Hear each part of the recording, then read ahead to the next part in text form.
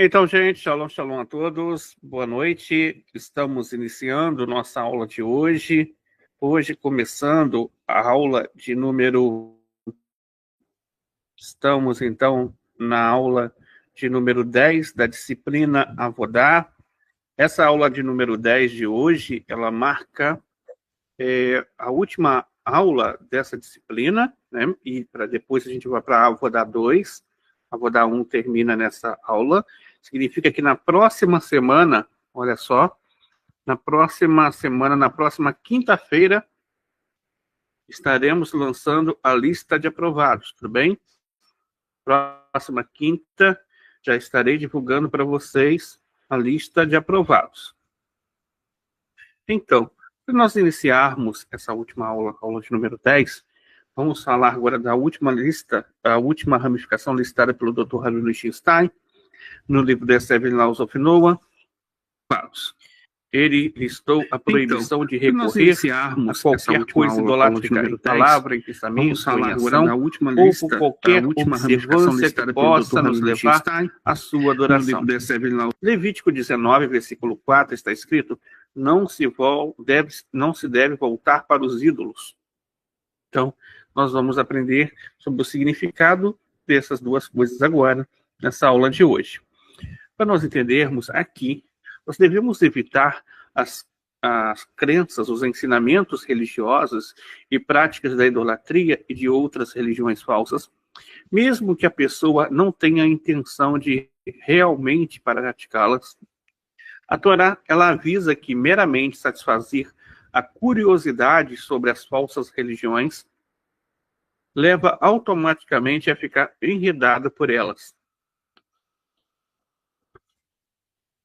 As únicas exceções a essa proibição são para juízes de tribunais que devem estudar o suficiente da idolatria, né, para saber quais práticas devem ser punidas e quais práticas devem ser punidas pelos tribunais, e para qualquer outra pessoa que esteja usando especificamente as informações para refutar ou expor essas religiões falsas e para transformar seus adeptos da verdade. Então, o que significa aqui? Aqui significa o seguinte: nós devemos, a todo momento, entender que qualquer tipo de conteúdo, que é um conteúdo de idolatria, para você absorver para si e para poder, digamos, praticar aquilo como um meio de vida, ou praticar aquilo como uma filosofia, ou praticar aquilo como um bom ensinamento, é proibido. Essa é a proibição aqui. Você estudar algo da idolatria para absorver isso da idolatria para a sua própria prática. Ou seja, uma prática piedosa, religiosa, de fé, como se fosse algo da verdade. Então, esse é realmente o tipo de erro que deve ser evitado aqui. No entanto, aqui nós vemos duas coisas interessantes. Primeiro, esse tipo de estudo da idolatria, ele é proibido para quem? Para aquela pessoa que quer absorver esses ensinamentos. No entanto, não tem um erro nisso, se a pessoa que vai estudar, ela vai pegar aquele ensinamento para poder aprender os erros daquele ensinamento e explicar para aquelas pessoas que estão na idolatria e mostrar para elas a verdade. Então, aí existe uma outra questão sobre isso. Se você usa esses ensinamentos da idolatria apenas para mostrar a verdade para as outras pessoas, não existe um conceito de ligação sentimental ou um elo ali de conexão religiosa com aquilo. Então, por conta disso, não teria um problema. Mas, no entanto, se você usa esses ensinamentos para poder absorver, para poder aprender, para poder seguir, aí sim teria um grande problema. Além disso, também nós notamos que dentro desse ensinamento, ele é proibido para aqueles que querem ser adeptos desse tipo de fé. No entanto, se ele é proibido, não é proibido para os juízes. Por quê? O juiz das 7 leis universais, ele precisa entender o que é proibido naquela idolatria, ou seja, como que aquela idolatria funciona, Como que a outra idolatria funciona? Para poder julgar a idolatria em concordância com os assuntos realmente e saber o que a pessoa praticou de errado, que classificaria ela como idólatra, para ele poder dar a sentença dele. Então, existe essa diferença. Então, voltando, o que é a proibição a respeito de estudar teologia idólatra? Qual é o ensino a respeito disso? O ensino a respeito disso é que você não pode estudar teologia idólatra se você pegar esse ensinamento e trazer para a sua vida. Você pegar esse ensinamento para viver aquilo. Aí sim seria um grande problema, tá bom? Sefer Hinur, número 153. Olha só.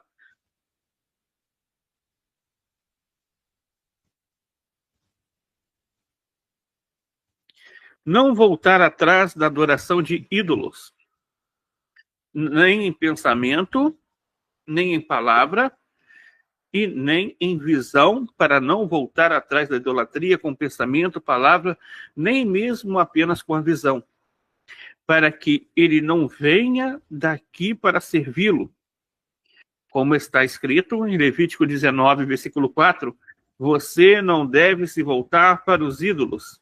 E eles, ou seja, os sábios, que sua memória seja abençoada, disseram lá no Sifra Kedoshim, seção 1:11, se você se voltar após eles, você os torna deuses.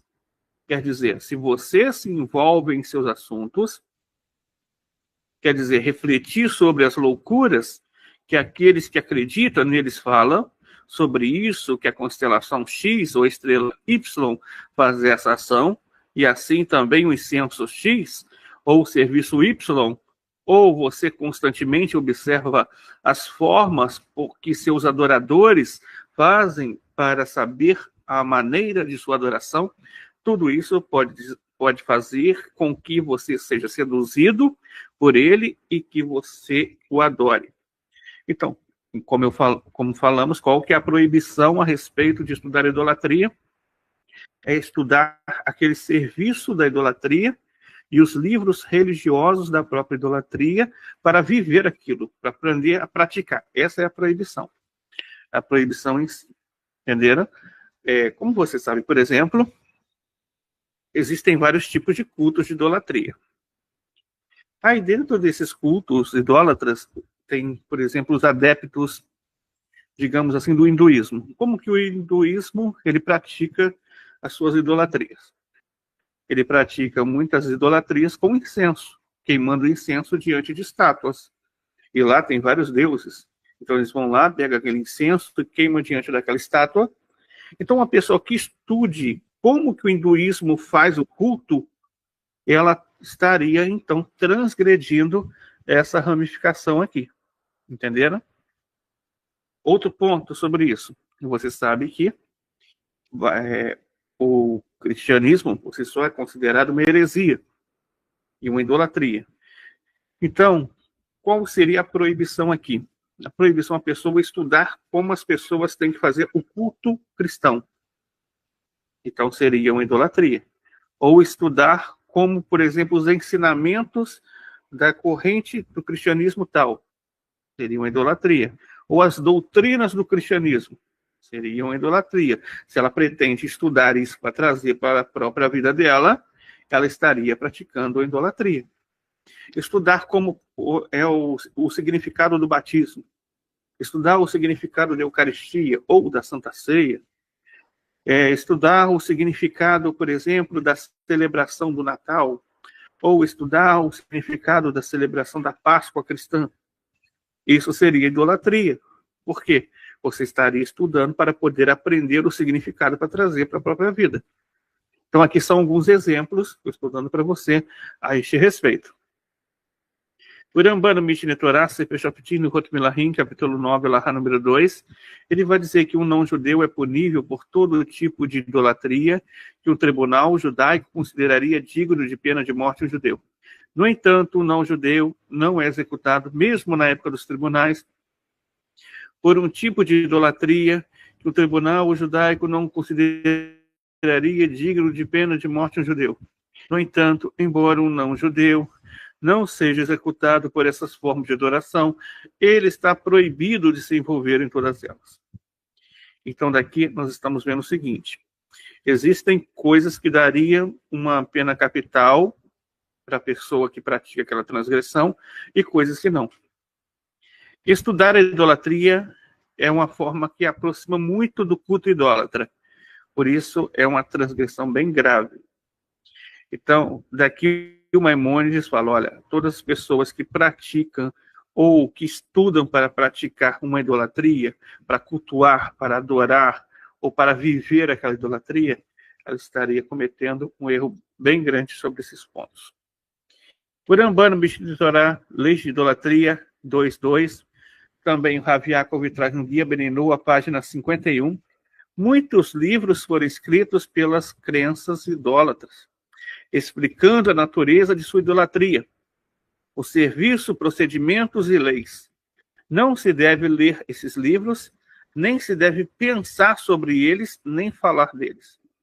Então, assim explicou o Rambam também. Então, daqui nós aprendemos que nós não podemos ler livros de idolatria, nem pensar sobre eles, ou seja, refletir sobre o significado desses livros, né? Nem falar deles, promovê-los, ou seja, promover esses ensinamentos de outras correntes idólatras, né? Então, aqui eu trouxe para vocês 3 exemplos. Vamos lá. Não estudar o Dharmas. O Dharmas é o livro sagrado dos budistas. Por quê? Porque o Dharmas é um livro que vai falar da filosofia e do budismo. O budismo é uma religião. E não é uma religião de Torá. É uma religião que acredita em outros assuntos que não é propriamente a Torá. Não estudar o Novo Testamento cristão, porque o Novo Testamento vão ter conceitos de cultos relacionados naqueles livros.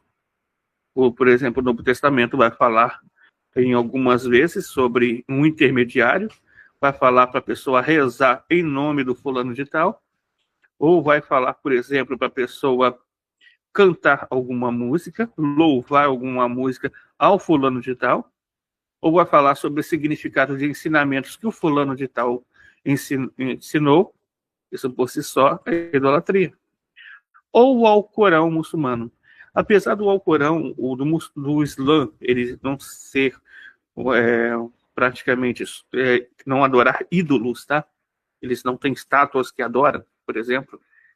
Mas o muçulmano em si, o Islã, ele é classificado como uma nova religião. É proibido criar uma nova religião. Entenderam? Criar uma nova religião também é uma das ramificações de idolatria. Então, mesmo que a pessoa não adore nenhum tipo de ídolo, mas se ela criou uma nova religião, se ela trouxe um novo livro sagrado, e se ela trouxe uma nova revelação, também é classificado como idolatria. Não olhar para cruzes ou estátuas cristãs de Eixo, por exemplo, JC. Então, isso seria se voltar a visão para os ídolos, né? E não ler nada que traga a popularização de ensinamentos de idolatria ou de ensinamentos de feitiçaria. Por quê? Porque a pessoa estaria se aproximando desse tipo de filosofia. Isso não é bom, né? Não traz coisas positivas para a sua vida, muito pelo contrário, traz coisas muito negativas. Então, daqui nós aprendemos o seguinte, que nós devemos nos conectar com Hashem. E, é claro, se você faz o contrário de tudo isso aqui, você vai estar bem. Você não precisa aprender ensinamentos de idolatria. Se conecte com Hashem, com o Criador. Estude a Torá. Estude a Torá, estude as 7 leis. Vai estudar alguma coisa? Estude as 7 leis. Estude a filosofia racídica. Estude a filosofia do judaísmo. Aprenda as histórias do judaísmo, os valores do judaísmo. Aprenda aquilo que realmente pode trazer para a sua vida muito ganho espiritual de verdade e não o contrário disso. E assim você vai estar se mantendo longe de todas essas práticas aqui negativas que eu acabei de nomear para vocês. Vamos então abrir para perguntas. São 8 horas e 34 minutos. E vamos estar abrindo para perguntas até 8h40. Quem quiser, só digitar aí no chat a pergunta, eu estarei respondendo.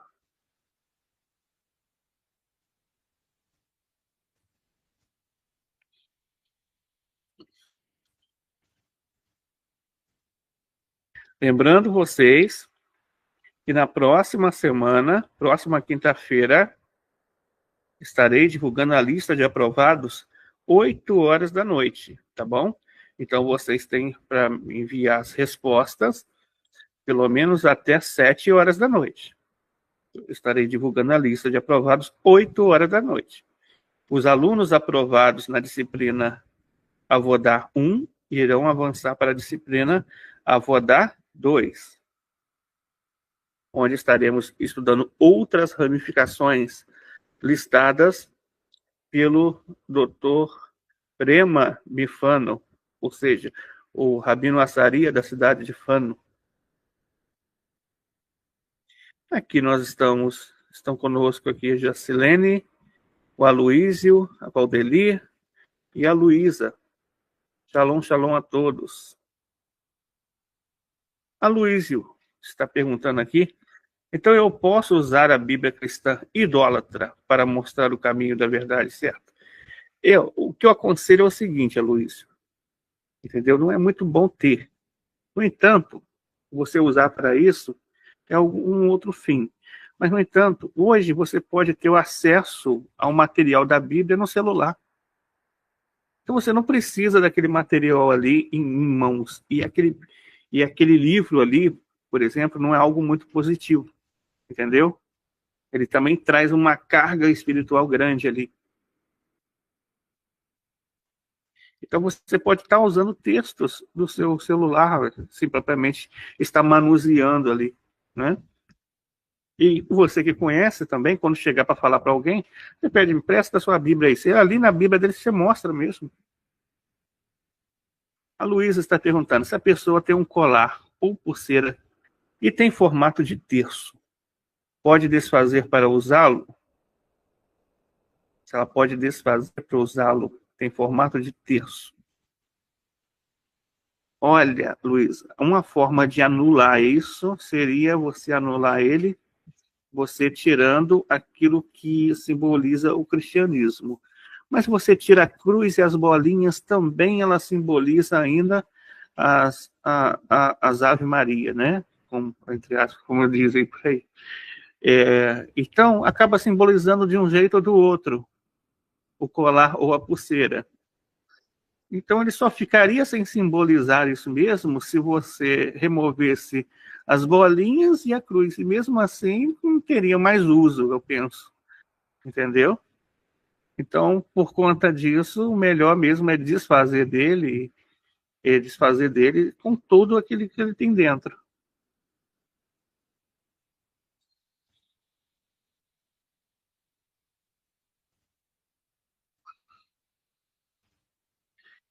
A Carla também está conosco. Shalom, Carla. Mais alguém tem alguma pergunta? Lembrando vocês que eu vou estar postando a atividade número 10 depois dessa aula. Ou seja, vocês têm até a próxima quinta para poder responder essa atividade 10 e as outras também.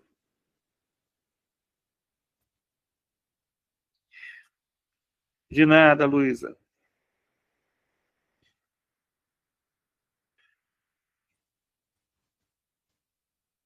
Ok, Jacilene.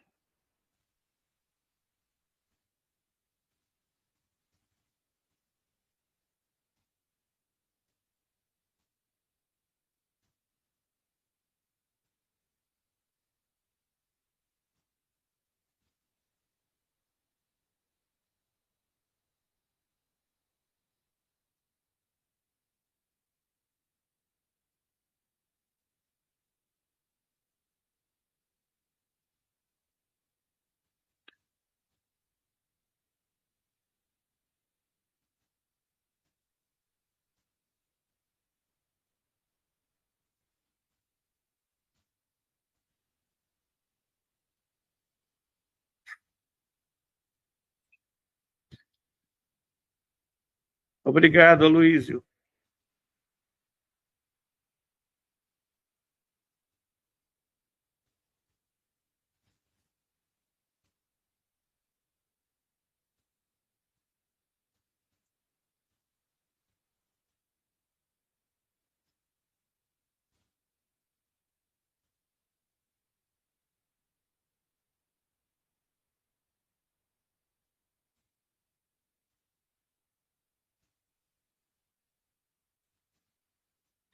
Então, gente, essa foi a nossa aula de hoje. Foi muito bom estar aqui com vocês. Que a Shem possa dar muitas bênçãos a todos.